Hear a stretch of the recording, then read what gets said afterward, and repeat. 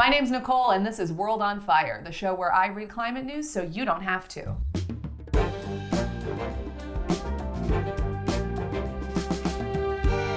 It's hot labor summer, baby! That's right, all the hottest people are on strike. Margot Robbie, Oscar Isaac, Jodie Turner-Smith, and of course, me. And now we're joined by an even hotter new strike, the United Auto Workers, who are striking against the big three American auto companies. And plenty of people are trying to frame this as the environment versus labor. Because electric vehicles are central to Joe Biden's climate plan, and now those mean old union guys are making it impossible for the widow old car companies to make EVs. This is a pretty transparent attempt to try to peel away support from the wildly popular UAW strikes, particularly among people on the left who also support the environment. Trying to get leftists to choose between the environment or labor is like trying to get white women to choose between Olivia Rodrigo or Taylor Swift. They shouldn't have to pick. But as much as the big three automakers want to blame labor, this is a self-inflicted wound. Kind of like when I have a small pimple and I fix it by picking at it until it turns into a giant bleeding lesion on my forehead. The car companies did this to themselves, and I'm gonna tell you how. It's pretty rich that American car companies suddenly care so much about the environment, considering they've spent like the past 50 years shifting their entire production to gas-guzzling SUVs because those have a bigger profit margin. And if you want to know more about how that happened, I helped Jason from Not Just Bikes write a whole video about it. If you got like half an hour to spare, it's pretty good in my extremely biased opinion. But now they have to put batteries into those big cars, and that is a big problem because most of the battery costs, including minerals like cobalt and lithium, are outside the direct control of car makers. A far easier place for them to cut costs is in the workforce. Yes, labor is definitely where you want to cut costs. Like if you can't afford your kids' braces,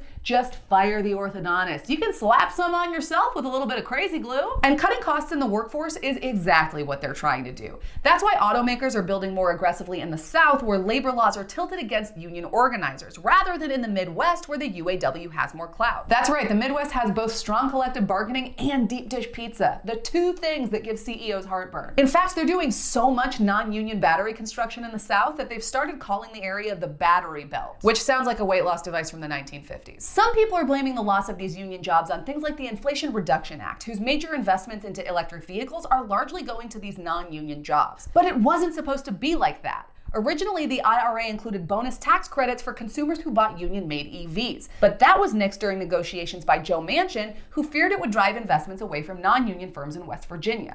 Of course, Joe Manchin did it. Whenever Joe Manchin's in the news, it's never for doing something awesome. Just once, I want to see a headline that's like, Joe Manchin's at it again. He's bringing back My Name is Earl. And that's why you shouldn't buy these arguments that say that electric vehicles simply create fewer good union jobs. Like some people are pointing out that electric vehicles have fewer parts than gas cars, which renders many jobs obsolete. That's right, electric vehicles don't have things like carburetors or mufflers. And the people at the gas, grass, or ass bumper sticker factory have been reduced to just grass and ass. That's a third of their workforce. It's true that electric vehicles do have fewer moving parts than cars powered by internal combustion engines, but we could still have plenty of good union jobs making the batteries, except car companies don't want to pay union wages, and they found some pretty sneaky ways around it. For example, they're claiming that EV workers are not covered by the union's existing contracts with the big three because EV plants are joint ventures with foreign companies and are therefore separate legal entities. Come on, that's like saying Blink-182 didn't count during the Matt Skiba years. The tickets cost the same.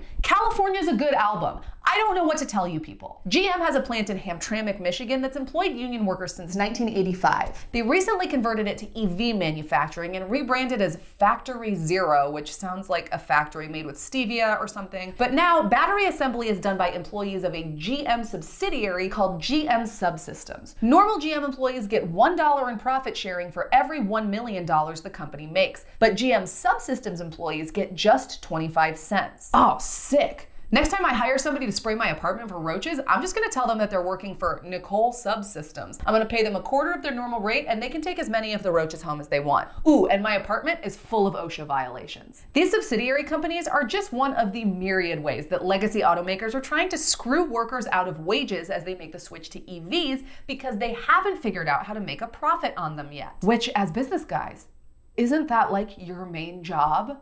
to figure out how to make a profit? What are all those fucking books for in the airport if it's not to figure out how to make a profit? You guys have been like so creative in figuring out how to get around the union, so why don't you use like one tiny sliver of that imagination and use it to figure out how to sell your product? Just to really hammer this home, experts are saying that if you look at the breakdown of what it costs to build an EV, labor is a very small part of the equation. Batteries are the most. And get ready to be extra frustrated because that factory in Hamtramck is where they make the Hummer EV, the stupidest car in existence.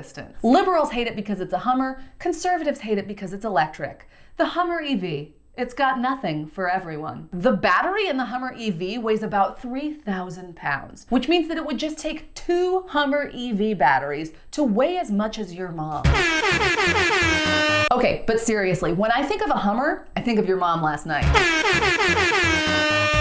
The Hummer EV is the dumbest example, but it's emblematic of the big, stupid electric SUV problem. Rather than invest in smaller, better EV technology that wouldn't require 3,000 pounds of expensive minerals, American automakers have painted themselves into a corner where their whole business model is SUVs. Now that's backfiring because those are exactly the wrong kind of cars to power with batteries, because the batteries have to be enormous, which, due to the incredibly high cost of materials, makes them super expensive. Now workers are expected to take a hit because American car companies changed themselves to the SUV, the automotive equivalent of the Laserdisc. They're big, they're cumbersome, they're expensive, and you gotta constantly flip them over. Don't believe the big 3 automakers when they tell you they can't afford union labor. They are still making record profits off of gas cars, and now they're also receiving billions of dollars in subsidies to develop EVs. And what we can't do is use those subsidies to line CEOs' pockets. That is like the government taking your tax refund and sending it straight to your boss. Whether you're a car company that hasn't figured out how to turn a profit on EVs or a TV company that hasn't figured out how to turn a profit on streaming,